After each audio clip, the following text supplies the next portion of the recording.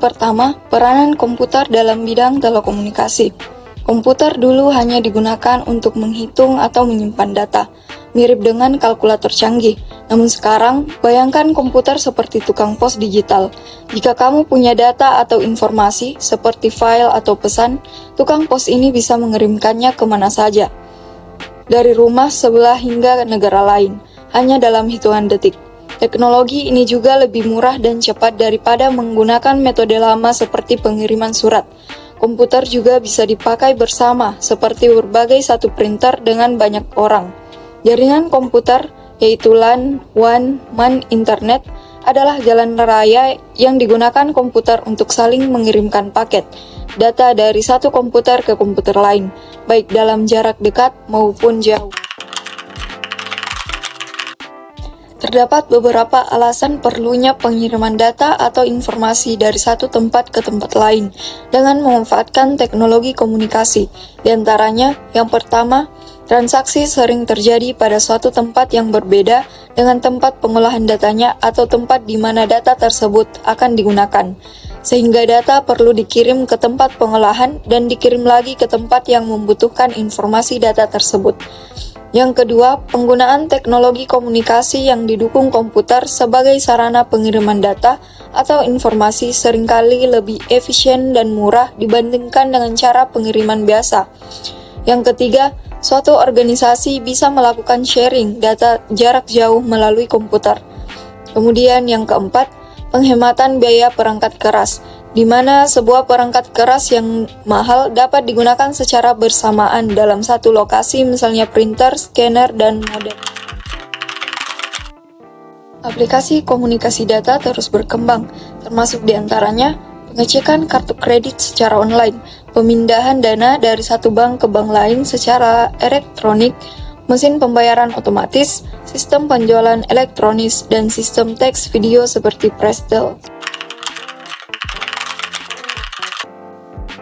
Yang kedua yaitu model dan elemen komunikasi data multimedia. Pertama, sumber atau source.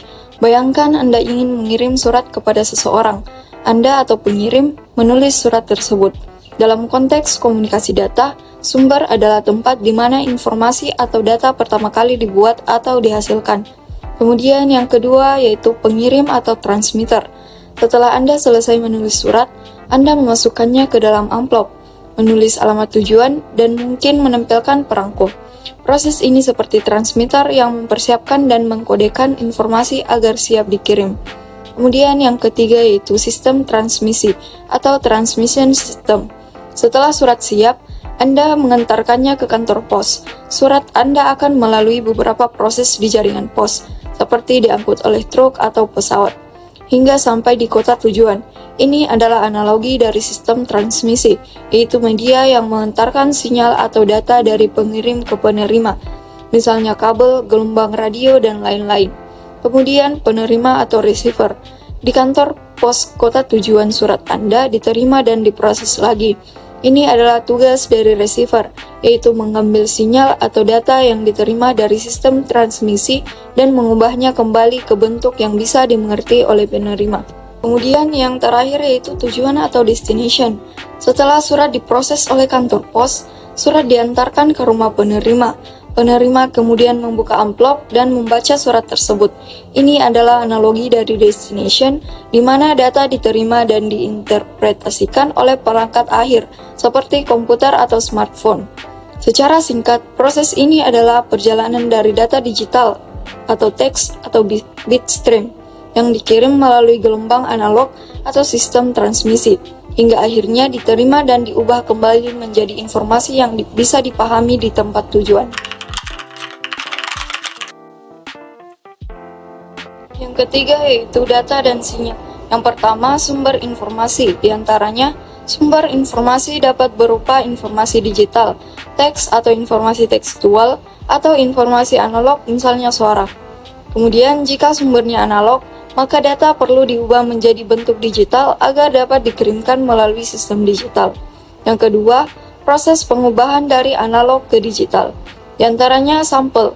Tahap pertama untuk mengubah data analog menjadi digital adalah dengan mengambil sampel dari sinyal analog pada interval waktu tertentu. kemudian kuantis.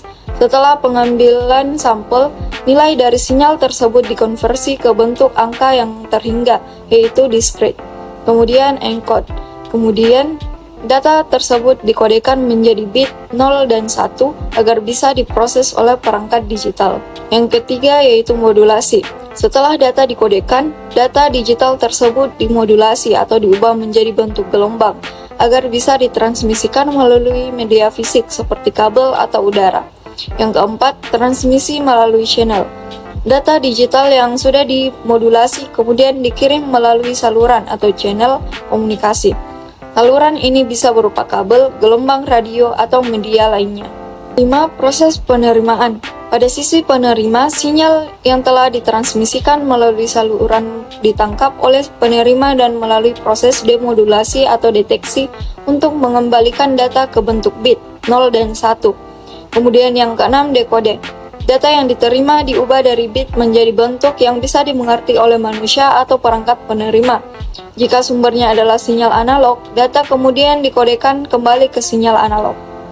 Dan yang ketujuh, filter. Jika data yang diterima adalah data analog, sinyal tersebut difilter melalui low pass filter untuk menghilangkan noise atau gangguan, sehingga kualitas sinyal kembali ke bentuk yang lebih jelas. Kemudian yang terakhir, sasaran informasi. Akhirnya informasi, baik itu digital teks atau analog, sampai ke penerima sing informasi dalam bentuk yang sudah diubah kembali menjadi bentuk aslinya. Secara singkat, gambar ini menjelaskan bagaimana data dari sumber informasi, baik itu analog atau digital diproses, diubah menjadi bentuk digital, ditransmisikan, diterima, dan diubah kembali ke bentuk aslinya untuk bisa dimengerti oleh penerima. Yang keempat, istilah dasar dalam komunikasi data. Di antaranya yang pertama, information source atau sumber informasi. Yang kedua, textual message atau pesan teks. Yang ketiga, karakter. Yang keempat, binary digit atau bit. Yang kelima, bit stream. Yang keenam, simbol atau digital message. Yang ketujuh, digital waveform atau sinyal digital. Yang kedelapan, date rate atau kecepatan data. Sistem komunikasi data. Suatu bentuk sistem komunikasi data dapat berbentuk offline communication system, yaitu data yang ditransmisikan tidak langsung diproses oleh CPU, sedangkan bentuk online communication system data yang dikirimkan akan langsung diterima oleh komputer pusat untuk diolah. Untuk yang online bisa berbentuk remote job, entry system, time sharing system, real-time system, dan discrete data processing system. Berikut akan dibahas dari keempat sistem tersebut. Yang pertama, remote job entry system. Data yang akan dikirim terlebih dahulu dikumpulkan dan secara bersama-sama data tersebut dikirim ke komputer pusat untuk diolah. Karena data dikumpulkan terlebih dahulu dalam satu periode, cara pengolahan sistem ini disebut juga batch processing system. Hasil dari pengolahan data umumnya ada di komputer pusat dan hasil pengolahannya tidak langsung diperoleh. Contoh, jaringan komunikasi data bentuk ini adalah untuk keperluan ramalan cuaca. Kedua, time sharing system. Time sharing system memungkinkan beberapa pemakai komputer multi-user bersama-sama menggunakan komputer dan akan membagi waktunya bergantian untuk tiap-tiap pemakai. Sistem pemakai dilayani oleh komputer secara bergantian dan dalam waktu yang sangat cepat, sehingga pemakai komputer pada jaringan ini tidak merasa bahwa sebenarnya mereka itu dilayani secara bergantian atau bergilir. Contoh jaringan komunikasi data bentuk ini adalah mainframe dan terminalnya. Ketiga, real-time system. Bentuk komunikasi data jenis ini bersifat real-time, artinya apabila pemakai komputer mengirimkan data ke pusat komputer, maka pada saat itu pula komputer pusat mengolah data tersebut, mengirim hasilnya ke pemakai atau pengirim. Contoh untuk bentuk ini adalah pulsa travel. Dengan sistem ini calon penumpang dari satu agen perjalanan dapat memesan tempat dan mendapatkan hasilnya pada saat itu juga, apakah masih ada tempat atau tidak. Keempat, distribute data processing system. Bentuk sistem merupakan bentuk yang sering digunakan sekarang sebagai perkembangan dari time sharing system. Bila beberapa sistem komputer akan independen tersebar, distribut yang masing-masing dapat mengolah data sendiri dan dihubungkan dengan jaringan telekomunikasi dan masing-masing komputer mampu mengolah data secara independen dan mampu berhubungan dengan komputer yang lainnya di suatu jaringan komunikasi data. Saat ini, komunikasi data juga dikenal dengan sebutan jaringan network, di mana hal ini disebabkan karena komunikasi data akan melibatkan berbagai komponen penyusun yang membentuk suatu sistem jaringan. Istilah komunikasi data dan istilah jaringan telah menyatu menjadi komunikasi data dan jaringan, yang secara lebih spesifik merupakan suatu sistem komunikasi data dalam jaringan komputer. Sehingga saat ini istilah komunikasi data, jaringan, jaringan komputer atau komunikasi data dan jaringan komputer dianggap sebagai istilah yang sama. Karena dalam prakteknya, proses komunikasi data dalam sistem jaringan telah memanfaatkan teknologi komputer. Berdasarkan luas jangkauan, jaringan komunikasi data dapat dibedakan menjadi 4 kelompok sebagai berikut.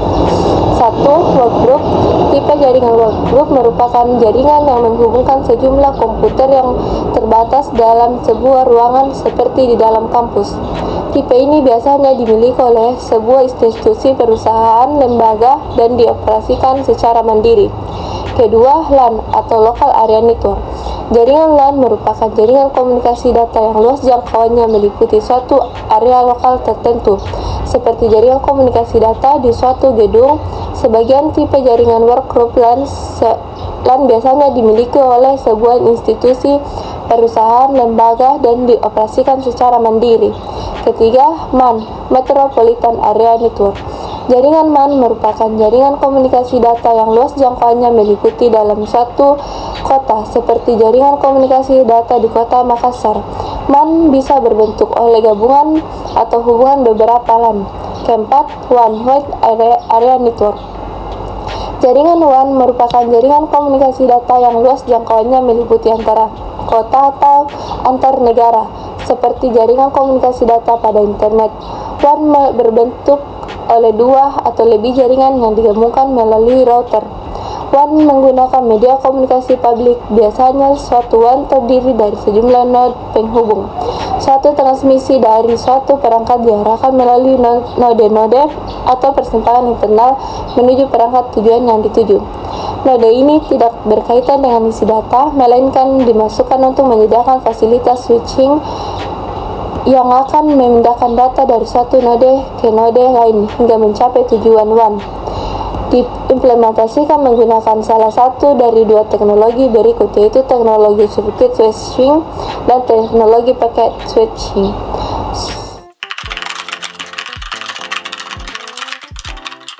Komunikasi data dalam jaringan merupakan tugas yang sangat kompleks.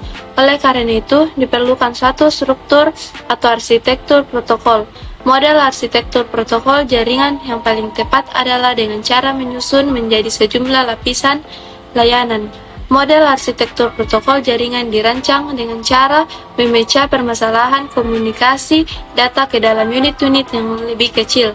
Saat ini terdapat 2 arsitektur protokol jaringan yang populer, yaitu OSI dan TCP atau IP. Dalam arsitektur protokol model OSI, protokol dibagi ke dalam 7 lapis layanan yang terdiri atas application layer, presentation layer, session layer, transfer layer, network layer, data link layer, physical layer. Sedangkan arsitektur protokol model TCP atau IP juga dibagi-bagi menjadi beberapa lapis protokol yang bertingkat. TCP atau IP ini biasa digunakan sebagai protokol dalam jaringan internet. Dalam arsitektur protokol model TCP atau IP, protokol dibagi ke dalam 4 lapis layanan yang terdiri atas application layer, transfer layer, network layer, atau internet layer, physical layer, atau network interface layer.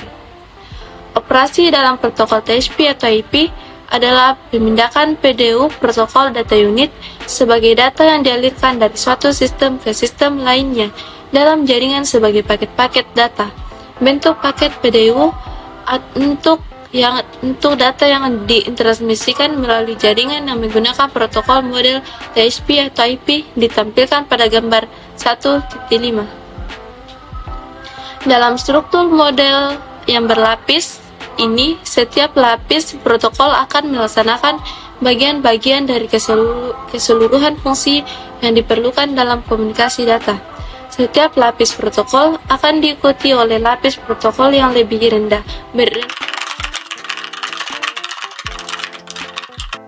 Standar komunikasi data.